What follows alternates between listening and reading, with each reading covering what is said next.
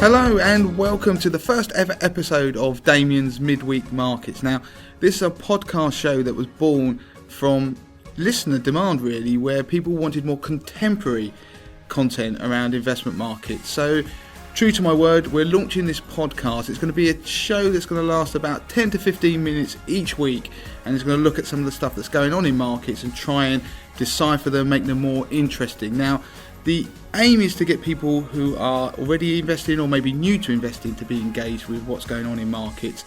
It's not going to be for people who are heavy traders or anything like that. So sit back, enjoy the podcast. If you hear any background noise, then I'm doing this in the office actually while I'm watching what's going on in the markets this week. So enjoy the show, and please send in any questions you've got regarding the podcast, feedback, things you'd like covered in the future at the usual address, damien@moneytothemasses.com. So, where are we with investment markets at the moment? And now, things are pretty exciting if you're into the world of investing, because we are really at a juncture where markets could rally strongly from here, or they could plummet and hit new lows that we've not seen for more than a year. Now, the reason for that is if you go back and if you grab your iPhone or whatever phone you've got and look at the stocks app, you can go and look at something like, just go and pick something like the US stock market. You will see that over the last year, 18 months, basically since Trump came into power, which goes back to November 2016, the stock market has been on an upward trajectory. That is also been driven by Trump's own tax reforms, but also largely because of QE. Central banks out there have been printing money over years and low interest rates. It's been buoying investment markets for a long time. Now, what happened in October is there was a sudden reality among investors that punch bowl, that QE was going to be tightened, particularly by the US Federal Reserve. And given that the Federal Reserve is the world central bank, in reality, it caused markets to collapse. Now, what happened after that? We got to a very low point on Christmas Eve. And on Christmas Eve, markets hit a low. They went down below 2,500 on the S&P 500. And I often refer to US markets because they tend to lead the way. So you'll notice that when we do this podcast, we often look at America, because whatever America does, the rest of the world tends to follow, especially in terms of sentiment. Now, we end up hitting a low on Christmas Eve. So there have been many traders who went home quite depressed, really. And then we came back to the new year and we've had a massive rebound. And part of the reason for that is that we had the Federal Reserve suddenly change tact. They had been blamed for some of the carnage we'd had before Christmas, where they'd said they were going to tighten monetary policy and actually unwind their money printing QE at a rate that the market didn't like, and they were going to do it on autopilot. Well, that sort of got softened. What we had was this bizarre situation where all the people who work at the Federal Reserve, all the important voting members, what they did, they went out on all these talk shows and interviews and started being really dovish and making sounds that the Fed was probably going to slow things down. What it meant is that we had something called the Powell put. So Jerome Powell, being the head or the chair of the US Federal Reserve, he pretty much put a floor under the market. And that's what people assumed was certainly the bulls out there, the people who are very bullish on the stock market. Now get your stock market app out. 2,600 is where it seemed that was the area where Jerome Powell got scared before and suddenly went all dovish. And we dipped below that, but we've now since come back. And what is interesting, you will see at the point I'm doing this podcast, and it has been for a number of days, that the market in America, the S&P 500, has been battling, trying to get over that 2,600 line. And it keeps bumping up to it. It managed to go over on Tuesday, but closed just above it. But what's happening is a huge area of resistance. So if you remember when we talk about investing, from a technical perspective, we've got that zigzag line, so things go up and down.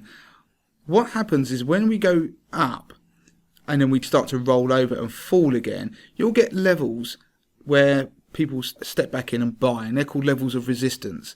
Now, those often are round numbers, sometimes they're not, and it's based around human behaviour and mathematics. You don't need to get into worry too much about it, but I sometimes talk about it on the podcast and also 80-20 Investor.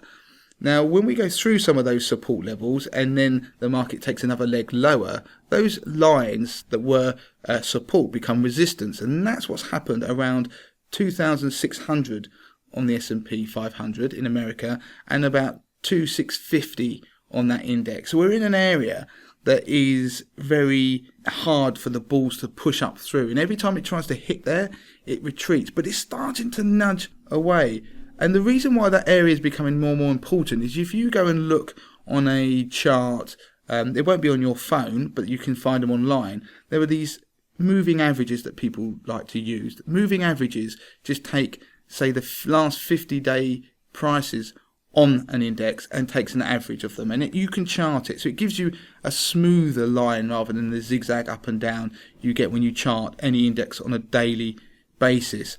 Now that smooth line gives you a sentiment indicator, and what's happened is that the market is at a place where it's bumping into some of these smoothed moving averages. When the actual index itself falls below a moving average, it starts to indicate that there's a negative sentiment. You might get more downturn.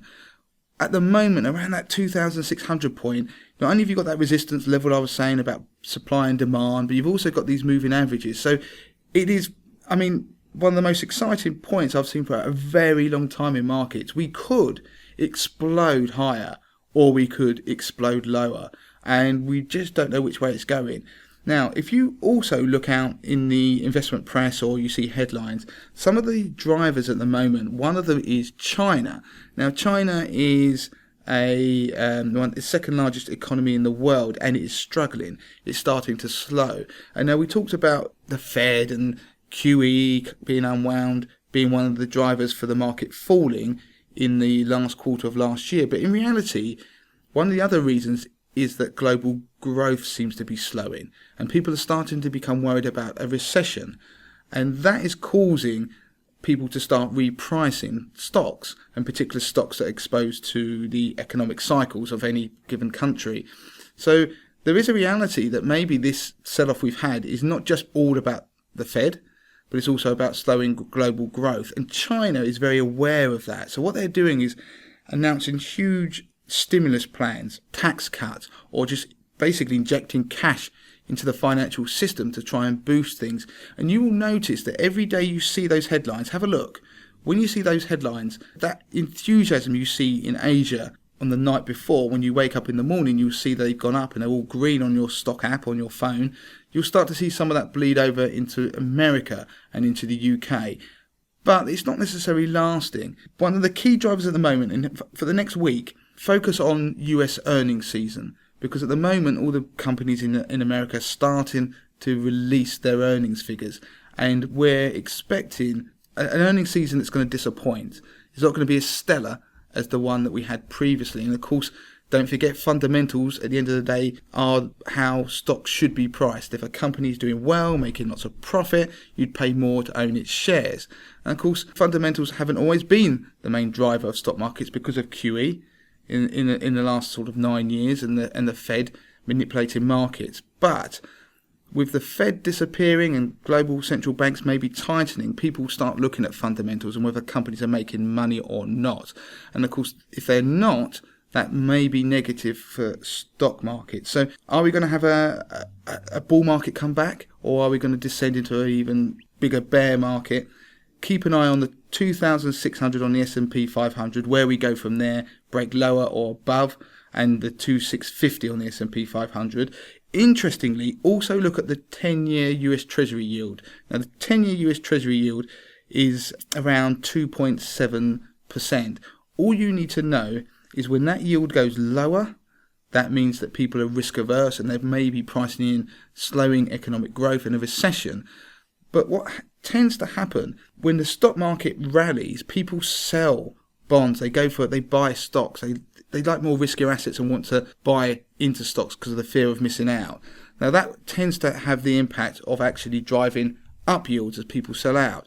What you'd think we'd see if everyone was very aggressive and euphoric is as stocks go up, then that yield on US Treasuries should also increase, but it's not been doing that. So what you've got is a case that the US stock market is telling us one thing since Christmas Eve. Basically, everything's amazing. It's rallied more than 10%.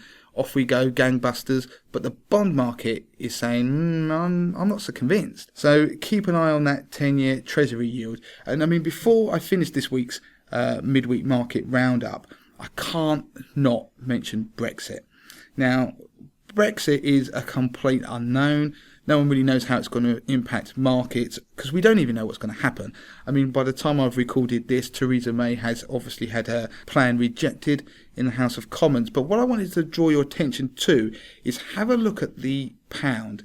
Now, going into that vote, the consensus view out there amongst professional traders was that if her plan was rejected, as we knew it probably would be, and it was, that the pound would slump, particularly against the dollar.